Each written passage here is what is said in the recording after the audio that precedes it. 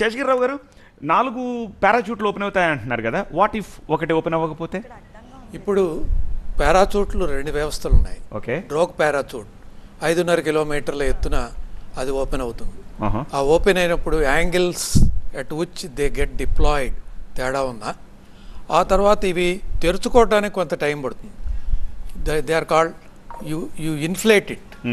ఆ inflation time ఇంతనే ఉంటుంది, దానికన్నా ఎక్కువ సమయం పట్టినా కొద్దిగా తేడా ఉంటుంది. దానివల్ల కొంచెం డిస్పర్షన్ వస్తుంది ట్రావెల్లో. ఆ తర్వాత 1.8 కిలోమీటర్స్ దగ్గరకు వచ్చిన తర్వాత 4 పారాచూట్లు తెచ్చుకుంటాయి.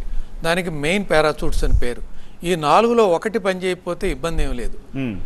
అది ఆ డిస్పర్షన్తో కొంత డిస్పర్షన్ వస్తుంది ల్యాండింగ్ స్ప్లాష్ డిస్టెన్స్లో.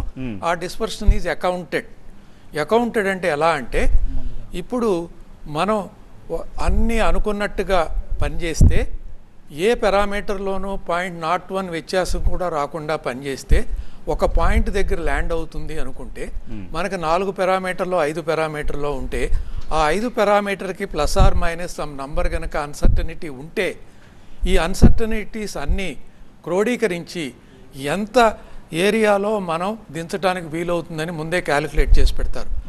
ఖచ్చితంగా ఆ ఏరియాలోనే దిగుతుంది. దిగిన స్ప్లాష్ డౌన్ అయిన వెంటనే తెలుసు కాబట్టి దాదాపు 20 నుంచి 30 నిమిషాల్లో ఒక బోట్ లాంటిది, స్టీమర్ బోట్ లాంటిది అప్రోచ్ అవుతుంది. Okay okay.